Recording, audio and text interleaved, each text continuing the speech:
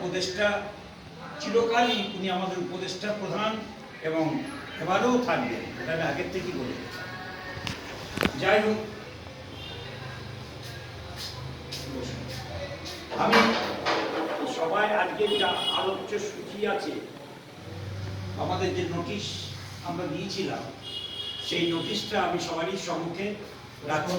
হ্যাঁ, এটা